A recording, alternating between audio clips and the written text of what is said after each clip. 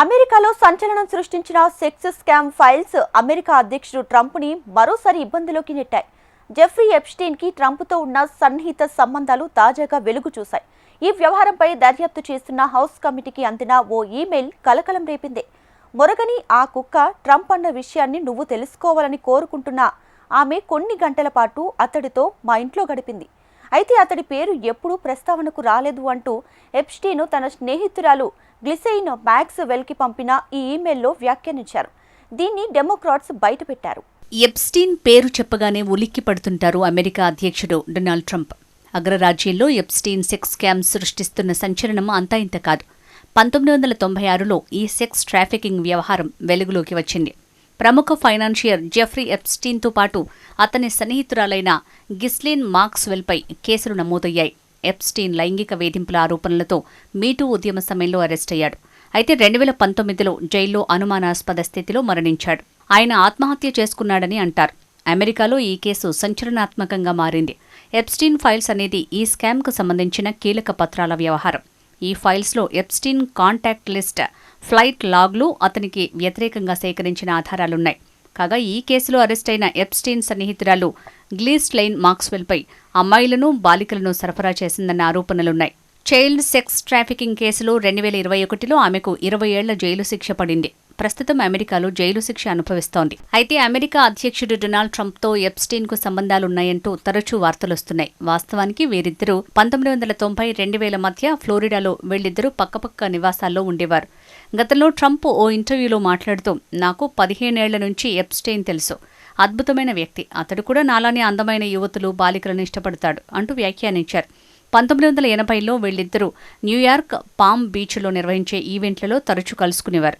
కొంతకాలం తర్వాత ఎప్స్టీన్, ట్రంప్ల మధ్య ఆర్థిక విషయాల్లో విభేదాలు తలెత్తాయి. 2006 నుంచి తనతో సంబంధాలు తెంచుకున్నానని ట్రంప్ ఇటీవల వెల్లడించారు. అధ్యక్ష ఎన్నికల సందర్భంగా ఎన్నికల ప్రచారంలో ఎప్స్టీన్ సెక్స్ కుంభకోణం వివరాలు వెల్లడిస్తానని ట్రంప్ ప్రకటించారు. అయితే ఇప్పుడు అదేం లేదని అంటున్నారు. ఈ విషయంలో ట్రంప్పై ఒత్తిడి పెరగడంతో ఆయన పరిస్థితి ముందు నుయ్యి వెనుక గొయ్యి అన్న చందంగా మారింది. ఈలోపే అమెరికా పత్రికలు ఎప్స్టీన్తో ట్రంప్ తిరుగుతున్న ఫోటోలను, ఘటనలను తవ్వితీశాయి.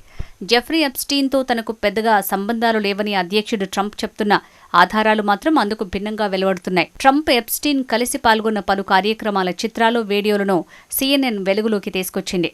ఇందులో 1993లో ట్రంప్ రెండో వివాహంలో ఎప్స్టీన్ పాల్గొన్న దృశ్యాలున్నాయి. ఈ చిత్రాలను ఫోటోగ్రాఫర్ డాఫైడ్ జోన్స్ తీశారు. CNN ఇతర ఆన్లైన్ ఆర్కైవ్స్ ని కూడా పరిశీలించింది.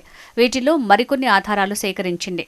ఆ పత్రిక 1990-2000 మధ్య న్యూయార్క్లో జరిగిన విక్టోరియా సీక్రెట్ ఫ్యాషన్ షోలో ట్రంప్, ఎప్స్టీన్ పాల్గొన్నారు. ఈ సందర్భంగా వారు మాట్లాడుకోవడం కూడా కనిపించింది. ఈ క్రమంలోనే దీనిపై వాల్ స్ట్రీట్ జర్నల్ ఓ కథనాన్ని ప్రచురించింది. అందులో 2003లో జెఫ్రీ ఎప్స్టీన్ పుట్టినరోజు సందర్భంగా శృంగారాత్మక చిత్రాన్ని ట్రంప్ పంపించారని ఆరోపించింది. దీనిపై అధ్యక్షుడు తీవ్ర ఆగ్రహం వ్యక్తం చేశారు. తాను ఏ చిత్రాన్ని పంపించలేదని, అదంతా అవాస్తవమని పేర్కొన్నారు. ఈ క్రమంలో ట్రంప్ ఆ మీడియా సంస్థలపై పరువు నష్టం దావా దాఖలు చేశారు. కాగా తాజాగా పలువురు మైనర్లతో పాటు మహిళల్ని అక్రమ లైంగిక సంబంధాలకు వాడుకున్న నేరానికి జైలు పాలై మరణించిన జెఫ్రీ ఎప్స్టీన్కు అమెరికా అధ్యక్షుడు డొనాల్డ్ ట్రంప్తో సన్నిహిత సంబంధాలు ఉండేవి అనటానికి సాక్ష్యాలు ఒక్కొక్కటిగా బయటపడుతున్నాయి. ఆ బాలికల గురించి ట్రంప్కు తెలుసని, ఎప్స్టీన్ ఇంటి వద్ద బాధితురాలైన ఒక బాలికతో ట్రంప్ కొన్ని గంటలు గడిపారని తెలిపే ఈమెయిల్ను డెమోక్రాట్లు బయటపెట్టారు. ఈ ఈమెయిల్ హౌస్ కమిటీకి ఎప్స్టీన్ సిబ్బంది అందించిన 23,000 పత్రాల్లో భాగంగా ఉంది. 2011 ఏప్రిల్ 2వ తేదీన తన స్నేహితురాలైన గ్లిసెయిన్ మ్యాక్స్వెల్కు ఎప్స్టీన్ ఒక మెయిల్ పంపారు. అందులో మొరగని ఆ కుక్క ట్రంప్ అనే విషయాన్ని నువ్వు తెలుసుకోవాలని కోరుకుంటున్నా. ఆమె కొన్ని గంటల పాటు అతడితో మా ఇంట్లో గడిపింది. అయితే అతడి పేరు ఎప్పుడూ ప్రస్తావనకి రాలేదు అని పేర్కొన్నాడు.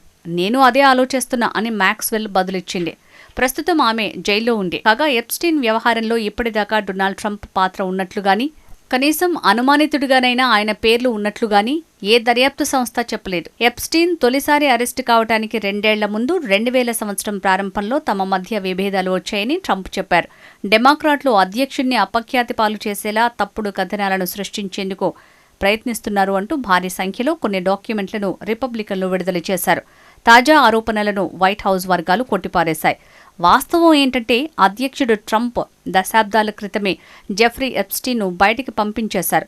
గియుఫ్రేతో పాటు ఇతర మహిళా ఉద్యోగుల పట్ల అనుచితంగా ప్రవర్తించేందుకే ఎప్స్టీన్ను ఆయన దూరం పెట్టారు అని white house press secretary Caroline లెవిట్ అన్నారు. మరోవైపు కొద్ది నెలల క్రితం అమెరికా అధ్యక్షుడు డొనాల్డ్ ట్రంప్ జీవిత విశేషాలను రాస్తున్న మైకెల్ వోల్ఫ్ ఆయన సతీమణి మెలానియా విషయంలో ఓ సంచలన ప్రకటన చేశారు.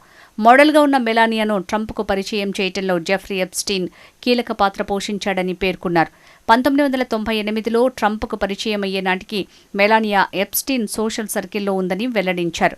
అయితే తాను ఎప్స్టీన్ ద్వారా ట్రంప్నకు పరిచయం అయినట్లు వస్తున్న ప్రచారాన్ని మెలానియా తిరస్కరించారు. తాము మొదట న్యూయార్క్లోని కిట్ క్యాట్ క్లబ్లో కలుసుకున్నట్టు పేర్కొన్నారు. ట్రంప్ మెలానియా ఎప్స్టీన్తో సంబంధాలపై ఎంతగా తిరస్కరిస్తున్న 2000 సంవత్సరంలో మార్ ఎలాగో ఎస్టేట్లో ట్రంప్ ఎప్స్టీన్ మ్యాక్స్వెల్తో కలిసి ఉన్న ఫోటోకు మాత్రం ప్రచారం ఆగటం లేదు. ఎప్స్టీన్ కూడా ఓ దశలో తానే ట్రంప్ మెలానియాను కలిపినట్లు పేర్కొన్నారు.